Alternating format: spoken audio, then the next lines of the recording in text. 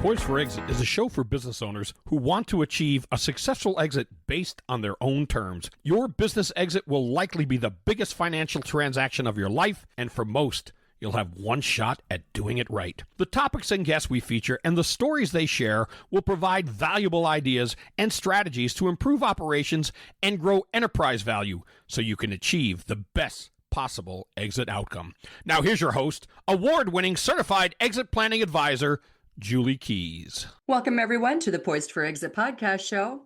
Our guest today is a certified exit planning advisor like me. He's likely the oldest CEPA of record, and believe me when I tell you, he's got some very interesting stories to share, especially as a former CEO of multiple companies. We're going to hear those stories and his wisdom of the ages right after these messages. My name is Todd Crow, and I'm the president of the Twin Cities Exit Planning Chapter. If you're a business owner and advisor and want to learn more about the world of exit planning, you're invited to visit the Twin Cities chapter of the Exit Planning Institute. You can expect top-level education delivered by subject matter experts at every monthly meeting. Grow your network and draw from the learning that could be a game changer for your business or your practice. There's no pressure to become a member, so come and see what the buzz is all about. Our meetings are held the second Wednesday of the month, 7:30 to 9 a.m. See the show notes for more information and registration links. Thinking about selling your business in the next few years? Don't wait to start planning. I've seen too many business owners wait too long and regret it. Freedom Financial Partners are financial advisors who specialize in exit planning for business owners, helping you reduce tax surprises, protect what you've built, and quantify how much you need from the sale. Their proven process helps you think beyond your business so you can move forward with clarity and confidence. The longer you wait, the fewer options you may have. Download your free financial readiness assessment today at ffpforme.com/exit. That's ffpforme.com/exit. Are you a business owner getting ready to transition? If so, I recommend True North Mergers and Acquisitions as your confidential strategic partner. They understand your business sale isn't just about one buyer and the price, but what you net that counts. In other words, what you get to keep. When you're ready for a higher level of representation that delivers consistent results, contact True North M&A to do the heavy lifting of selling your business. Learn more at tnma.com. That's tnma.com. Exiting your business is a big deal, both financially and emotionally. I'm John Marquet, Certified Exit Planning Advisor with TrustPoint. We help business owners transition smoothly on their terms. Our focus is on maximizing value, minimizing stress, and giving you confidence in what's next. Whether you're selling or passing the torch, we make the process seamless. Start planning today at trustpointinc.com. That's trustpointinc.com. Hello, Poised for Exit listeners. We're here today with Gordon Bell, who is a fellow CEPA author, founder of the Midland Group, and a seller of multiple companies as an M&A advisor. Gord, welcome to Poised for Exit. Thank you.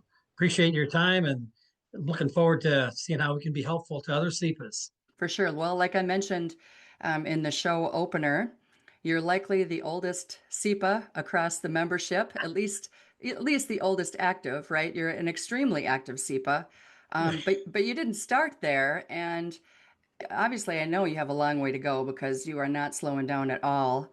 No. Which is what keeps you so young. So the entrepreneurial journey of Gordon Bell is quite remarkable. And there's no way that we're going to be able to pack it all into these few minutes we have in this show. But I want you to for sure talk about that story where you took the company public. And I know you started it Sure. out. Yeah. So that and a little bit of your background, and then we'll head into some other things. Sure. First of all, thank you.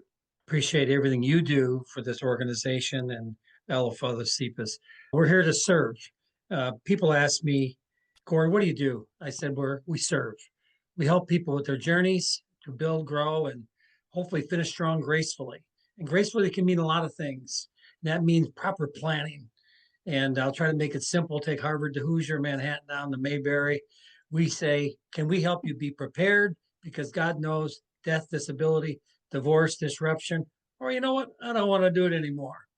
But more importantly, along the way, since you've got a wonderful enterprise, we want to help improve the enterprise value over time so that you can get your quote unquote net proceeds that you need for your next chapter.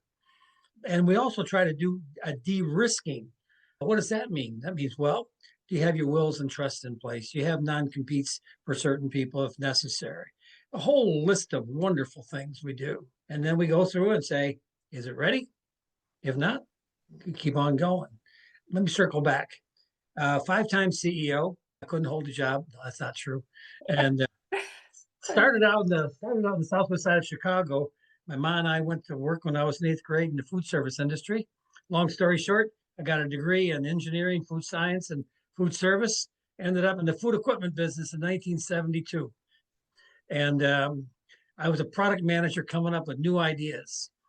And so the owner said to me, come up with 2 new ideas for the restaurant show for each sales division. I said, okay. 10 years later, I had a chance to buy the company on a management buyout. Back in those days, that would be back in the 1980s, it was called LBO, MBO. Today, we call it private equity. The word private equity did not exist. And I was blessed with working with one of the earliest private equity shops called Westray Capital. West for William E. Simon, ex-Secretary Treasurer under Nixon, and Ray for a wonderful man and still my partner today in some real estate ventures. So they backed us up. We can talk about it because we bought the company for $13.3 million from Alcoa. They owned the company because we were Alcoa executives. Fast forward, they booted me up as the COO and then CEO. And from 1982 to 1986, we grew the company from 19 million to 53 million. We did product development. We did international sales. We improved our margins. We went from 500,000 EBITDA to 10 million EBITDA. And as you learn in exit planning, you say, what are your options on exit? We said, should management buy the rest out? Should we do an ESOP? Should we do a public offering? And public offerings for $50 million companies were in vogue back then. Well, they sent me to Wall Street and I did the dog and pony shows. And by golly, we got $60 million for a portion of our stock. Fast forward to 1992. I wanted to leave. They wanted to sell. We got another 60 million. So we got 120 million off of a $13.3 million investment. Go figure. Only in Dodge. Now I have fast forwarded that, baby. I'm so excited, not because of me, but I said in a South Side Chicago boy who worked in the steel mills, had to go to college, pay cash for it. I was able to do a public offering. I didn't know how to spell the word. And God said, help others. So fast forward to age 59, and I get a call from this guy, Pete Chrisman.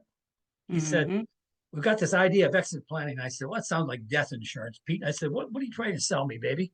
Right. I said, yeah, if you go and buy some life insurance, it'd be a little different. I said, so I call it legacy planning. And he said, well, that's pretty good. He tried to sell me a franchise. I said, nobody knows you, Pete. So years later, he came up with this thing called Exit Planning Institute, a not-for-profit. And by golly, I was in the 3rd graduating class. And yes, Julie, I was the oldest in the class. And I'm a young going on 78, and I'm having the time of my life. And my internist said, Gord, you just bought 22 more years. I said, fine, perfect. Yeah. You look fantastic. So well, thank you. No surgeries either. I tell you, it keeps me young. I've got 6 wonderful CEOs that pay me a retainer and success fees. Some years it's a 7-figure company, but I get a chance to share it. I must have 10 or 15 other wonderful CEPAs that we share fees because I can't know it all. Right, you collaborate with them. Sure. Collaborate. And I told this to Chris Snyder at the last summit. I was walking around. I said, there's 1,000+ people here. And the energy is collaborative and educational. It's not like, oh, they're taking my customer. Oh, there's a spirit that Pete started and Chris and Scott have maintained. And I don't know how else to explain it other than people want to serve. I mean, I could take you right from Sean to Mark to Julie. Oh my gosh, to Justin, to you name them. They're all servants. Yeah. And so there you have it. So to be clear, you are not only helping companies grow the value of their enterprise, you're also orchestrating their M&A transaction. Yes. I've got really four practices. One would just be plain old advisory. What do what do you want to do, when you grow up? Second one would be significant value enhancement. I call it advanced, where I've got 103 various people that I've used, from lawyers to bankers and accountants, marketing companies, industrial engineers, insurance people, and I bring them in and they act as quarterback and I'll act as quarterback or wide receiver, but be collaborative on doing things. And then along the way, oh, you want to buy something. So I've got a buy side practice and I've got two or three CEPAs that help me. Some great teams, depending upon the niches and the size they want to go after. And then along the way, they might say, hey, I want to monetize. I've got 4 going on 5 investment banking firms that I co-manage with. Or if it's just 1 or 2, I'll do it myself. But the whole thing is being able to say to somebody, I can help you from start to finish. Gord, you can't do that. You're 77. It's not me. I've got a team and I've got a network, and I'll bring them in. I'm meeting with Sean here in a few days on some banking stuff. I'm meeting with some other CEPAs on other manufacturing stuff on Thursday. The guys are coming down from Michigan. So it's a matter of just keeping everybody organized. Yeah. And helpful. Definitely. There's always foundation for you is just being a servant leader, for sure. That's very evident in all the years that I've known you, and you've always just really impressed me to be that kind of person. So hats off. I mean, I'm sure that that's why you're as successful as you are as well. Thank you. I think I learned it from my grandpa, who I never met, but I learned that he had sermons that he did like this, but he wasn't a preacher. And he also got all the gold medals in Ireland for public speaking. And my dad used to say, Pa used to do this and Pa used to do that. So there was this inspiration. And he said, we'd go down to Salvation Army and we would do this and we'd do that. And then my dad did it when I was in the home, taking care of people. My mom was a waitress and we went to work because we needed to in 8th grade. And so I've always been in a servant-oriented world. Yeah. And then, of course, as time went on, I met a wonderful lady who took me to church. And I learned the ultimate service. And the rest is history. The rest is history. 59 years with a wonderful lady. Fantastic. So before the show started, you and I were talking about preparedness. Yes. And the importance of preparedness for any business owner, which does not have to be tied to a sale. Correct. Right? I had a meeting last night, a company that I've been an advisor for a couple of years, introduced by Charles Jarrett. Charles said, hey, see, you can help this company. Well, we've tripled the value of the company in less than 2 years. And we said, what do you want to do? He said, well, could we park some money? Let me get an investment banker that works on that stuff. You want to sell the whole thing? You want to sell part of it? You want to stay? You want to do an ESOP? You want to do a package? Different ways to be prepared. But guess what? We're going to do the preparation and pay for it, and we're going to put it on the shelf. Why? Because we don't know if we want to do it by the time 1 or 2 business quarter goes on. And we're going to say, okay, we're where we're at. Oh, let's wait a quarter. So we're going to be prepared. And I would recommend, and I know this sounds like a pitch, every company in the world should be prepared, if for nothing else, death, disability, divorce, disruption, or you know what, I don't want to do it anymore. And I've got more entrepreneurs that will say, oh, my kids are going to do it. My buddies are going to do it. You know what? You can't count on that anymore. There's so many things going on with the different generations. And my golly, over 20, 30 tactics are intangibles in the business. It's not about the receivables and the inventory and stuff. That's easy to calculate the value. Right. But it's all that energy you put in since day one. Yes. So to me, preparedness, even if you don't act on it, you got a plan. And you can turn to your significant other, you can turn to your children and say, we got a plan. Yes, we're ready no matter what happens, whether life happens or opportunity knocks. Both.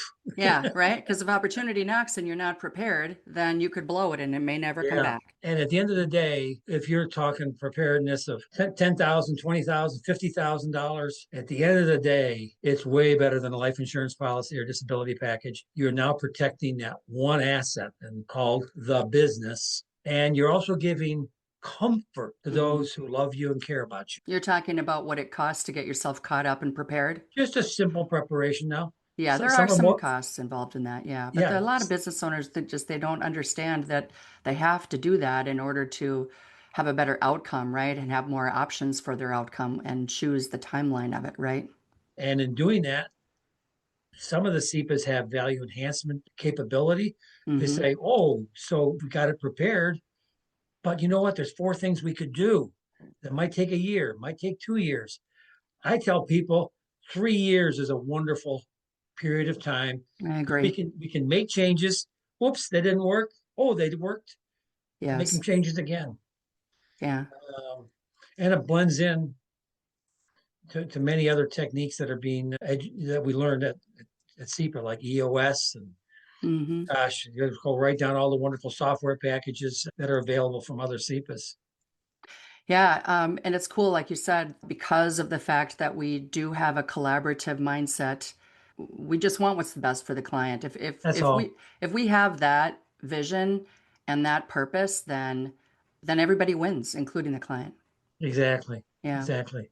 So let's talk a little bit about some client stories that you and I talked about before the show. Oh my gosh. You're at about, I know, just a couple. So you're at about $3 billion worth of M&A transactions that you have been involved in over the years, What huh? it is, it's even broader than that. It's 3 billion plus of wealth creation. I mean, it's everything from growing companies and they still haven't been sold, but we now know what the values are, Yes. to IPOs, to ESOPs, to Julie, every form and every combination form you can think of. You know, if somebody said, I've got a tool and die shop with 3 people, they can be helped. I had a lady, which she allows me to talk about her company, that made purses. She said, I want to go and my partner wants to stay. I said, fine, we can work on a plan. Yeah. And the beautiful thing that she said is, I want to leave gracefully. So we did the plan. It took about a year to do the plan, but it took years to implement the plan Right. because it was step by step. And, you know, along the way, you go, oh, that didn't work. A little course correction here or there, but at least they cared about doing it right. Oh gosh, I can go into automotive parts. I can go into chemical companies. The steps are the same. What's your vision you have? We're in a journey to accomplish your vision for your business and your life and your life. What fire do you have in your belly or your mission? What personal, financial, and business goals you have, the three-legged stool? What's your succession plan? One of the other CEPAs the other day, Scott up in Wisconsin said, make sure you got a business valuation. And you know, oh, that's going to cost money. You know what? It's going to make you money. Don't look at it Mm. as a cost. Look at it as an investment. Say, oh, this is what it's worth today. Maybe I should get different insurance. Ooh, I think I need to double that. So some accounting firms will do it, what they call snapshots, or it doesn't cost tens of thousands. No, I agree. Yeah, like a baseline or a calculation of Baseline, value. yeah. Yeah, for sure. Yeah, And we then got to know where we we're go, at. yeah, and then we go through the strength weakness analysis, come up with 4 or 5 things to change, maybe 9 of them. Do the exit options, which is about 7, and then all kinds of combinations and permutations. Do a net proceeds, and then say, okay, package 1, keep, sell. Oh, I'll keep it. Let's fix it. It sounds simple, but you've got some wonderfully trained people that can do the granular details. So many wonderful folks. Yeah. And if the owner has the right people on the bus, right? Oh yeah. Those other people, right, that can help figure that out too, because they have to be all rowing in the same direction and want the same thing. Yeah. I was taught by the private equity CEOs. I've been the CEO of a couple private equity shops. They said, Gord, build your best leadership team and tier 2 all the way down. Have an organic business plan that makes horse sense, that you can tell in the elevator and anybody understands it. Number three, predictable financials, sustainable, predictable reinvestment, growth options that you cannot finish. And I say, what do you mean cannot finish? Because you want to pass that sizzle on to the next. And guess what? You get a better value. And know your exit options, because they do change. Yes. Day one, somebody says, well, I don't need to do that. Well, you know what? You might want to put shares in the hands of your children. You may want to have some in the hands of management. You may want to do some charitable stuff. We haven't sold the company yet. Oh, I never thought of that. And so it's not all about selling, it's about transferring wealth in different packages. Yes. So let's talk about your philosophy on refire, not retire. A lot of the CEPAs know that I'm also a chaplain. I'm also a student of the Bible, and I still can't find the word retirement. It's not in Now, there. it's not in there. So let's just kind of park that over here. Here I am, 59, going back and getting this CEPA thing going along the way. And Marilyn, my admin, says, well, when are you going to be 65? Well, I see in about 6 years. Well, I'm now 77, and Marilyn's downstairs working on the projects for tomorrow. And she's got a 6-digit in her age. And so God's given me a challenge. I had heart surgery a few years ago, and they nearly lost me. And all my buddies said, they didn't lose you. Grab an old fashioned and let's move on, baby. I'm not kidding you. I said, nobody gives me any slack. Well, like you said, there's no word, the word retirement is not in the Bible anywhere. And I think, honestly, a lot of business owners have an aversion to the word retire. Not all, but many, because they still have fire. They just have fire that they want to redirect and do something else with it, right? I tease my friends, I have a southern office. I have an advantage. I get up early when the sun rises. I go for a bike ride. There's nobody on the street hardly. I go to the local pool. All those that are retired are still sleeping. I got to get ready for the day to serve others. And Charles Jared, my gosh, that is so true. Charles Jared is about 20 minutes away. We'll be having breakfast and we'll be making presentations. As a matter of fact, he's got me lined up to be the keynote speaker for the Naples Chamber of Commerce on succession planning. And I said, absolutely. Wish I could be there for that. Well, no, I hope they video it. Yeah. Well, if they do, send us a link and we'll share it around here. Well, I really do like that. That was a statement that I had to write down because I just thought owners need to refire, not retire. I think that that's a good line. I really do. Yeah. Somebody else told me the same thing. So real quick, we got 1 minute left. Tell me, if I'm a business owner and, I've been in the game for a long time, maybe I have a partner, maybe I don't, maybe I own several companies. What kind of advice would you give me if I'm approaching the time when I need to start planning my exit? Tell you what, surround yourself with trusted advisors and let them be collaborative to help you with your journey. Not just your lawyer, not just your banker and your insurance, but get somebody who understands the holistic package. And they will bring in all the right people because they care about taking your wealth from point A to point B and having you prepared and maximizing that. But most business owners are so doggone busy doing what they do well. But guess what? Everyone's going to exit. Let's do it with grace. On our terms instead of someone else's, maybe? Yeah. Very well put. Gord, it's been great having you. Thank you for being on the show. Well, it's been a joy. And thank you for what you do, because I know you do exactly the same thing in your market. I love you. I love you too. It's a great privilege. I have a very strong affinity to business owners, just like you do. So again, thanks for being on the show. Thank you to all of our listeners. Thank you for sharing. Thank you for your comments and for your subscribing. We really, really appreciate it. And we will see you again next time.